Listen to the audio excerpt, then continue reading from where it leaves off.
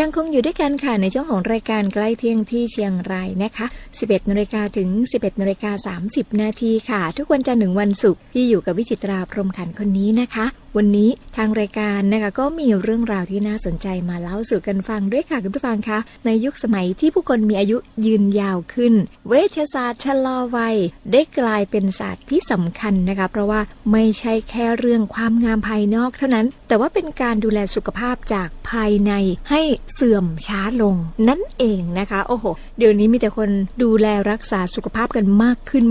นะคะจะเห็นได้ว่าเหมือนคนจะดูแก่ช้าลงนะคะหรือว่าอายุเยอะแล้วแต่ยังดูอ่อนวัยกันอยู่เลยนะคะวันนี้ก็เลยจะพามารู้จักในเรื่องของเวชศาสตร์ชะลอวัยค่ะว่าคืออะไรนะคะเวชศาสตร์ชะลอวัยก็คือศาสตร์การดูแลสุขภาพแบบองค์รวมค่ะโดยที่เน้นการป้องกันและชะลอความเสื่อมของร่างกายตั้งแต่ระดับเซลล์จนถึงระดับอวัยวะนะคะเพื่อลดความเสี่ยงโรคเรื้อรังและเสริมคุณภาพชีวิตค่ะไม่ใช่แค่เรื่องผิวสวยแต่ว่ารวมถึงโภชนาการการออกกำลังกายการจัดการความเครียดการนอนและการตรวจสุขภาพเฉพาะบุคคลค่ะซึ่งวัยก่อนผู้สูงวัยก็คืออายุตั้งแต่ 15 ถึง 59 ปีเนี่ยนะคะช่วงอายุนี้เนี่ยเป็นช่วงฐานชีวิตที่สำคัญนะคะเพราะว่าเป็นเวลาที่ระบบร่างกายยังมีความยืดหยุ่นสูงอยู่เราสามารถสร้างความแข็งแรงแล้วก็ป้องกันโรคในระยะยาวได้มากที่สุดเลยนะคะสำหรับโภชนาการเพื่อชะลอวัยเนี่ย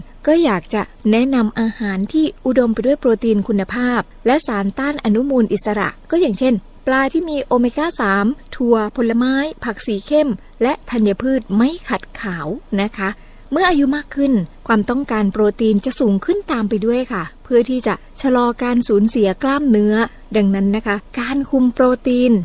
1.0 ถึง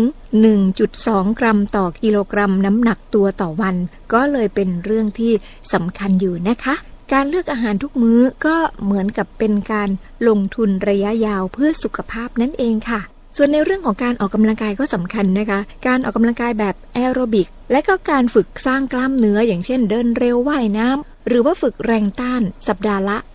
150นาทีขึ้นไปก็เป็นสิ่งที่อยากจะแนะนำให้ทำค่ะการมีมวลกล้ามเนื้อที่ดีก็ช่วยควบคุมน้ำตาลในเลือดชะลอโรคหัวใจและรักษาการเคลื่อนไหว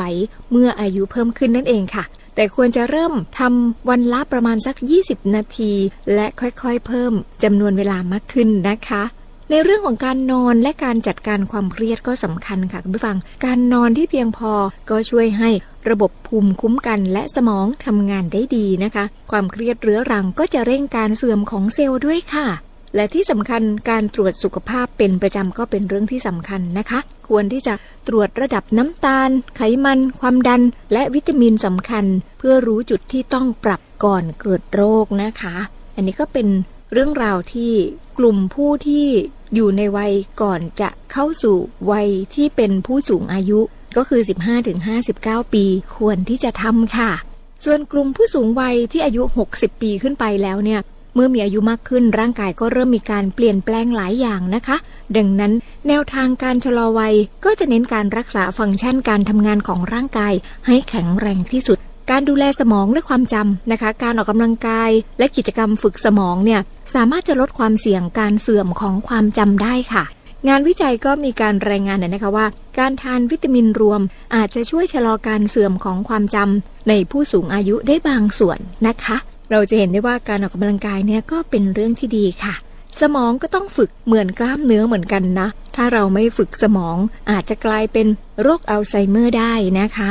ส่วนในเรื่องของการรักษามวลกล้ามเนื้อและการเคลื่อนไหวเนี่ยนะคะผู้สูงวัยก็เสี่ยงต่อการสูญเสียกล้ามเนื้อนะคะซึ่งจะเพิ่มโอกาสหกล้มแล้วก็บาดเจ็บได้โภชนาการที่เหมาะสมและการฝึกแรงต้านเข้มข้นระดับปลอดภัยนะจะช่วยชะลอการสูญเสียกล้ามเนื้อได้นะคะเราก็ต้องออกกำลังกายให้เหมาะสมกับวัยแล้วก็รูปร่างของเราด้วยนะคะในเรื่องของโภชนาการเชิงป้องกันโรคก็สำคัญนะคะคุณผู้ฟังโภชนาการที่เหมาะสมรวมถึงอาหารที่มีไขมันดีและสารต้านอนุมูลอิสระก็จะช่วยลดการอักเสบเรื้อรังและเสริมสุขภาพหัวใจได้ค่ะและในเรื่องของการตรวจเฉพาะทางและดูแลแบบส่วนบุคคลก็สำคัญเช่นกันนะคะการตรวจฮอร์โมนการประเมินภาวะโภชนาการและโปรแกรมฟื้นฟูเป็นเรื่องสำคัญค่ะเพื่อที่จะ ปรับแนวทางให้เหมาะสมกับแต่ละบุคคลนั่นเองนะคะดังนั้นนะคะโภชนาการที่ดีการออกกำลังกายสม่ำเสมอการนอนหลับการจัดการความเครียดการเช็คสุขภาพเป็นประจำก็ถือว่าเป็นหลัก4มิติที่สำคัญนะคะไม่ว่าจะเป็นวัยก่อนผู้สูงวัยหรือผู้สูงอายุการดูแลสุขภาพแบบองค์รวมตั้งแต่วันนี้ก็จะช่วยให้เรามีชีวิตที่ยืนยาวและมีสุขภาพที่ดีมากกว่าที่ผ่านมาค่ะสุขภาพดีไม่ใช่เรื่องของโชคนะคะแต่ว่าเป็นผลจากการเลือกที่ดีในทุกๆวันค่ะเริ่มตั้งแต่วันนี้เพื่อพรุ่งนี้ที่ดีกว่าค่ะและนี่ก็เป็นเรื่องราวที่น่าสนใจที่นำมาฝากกันในช่วงของรายการนี้อยากจะให้ทั้งผู้ที่เป็นวัยก่อนผู้สูงวัยและผู้สูงอายุได้ปฏิบัติไปด้วยกันเพื่อชีวิตที่ยืนยาวและสุขภาพดีค่ะ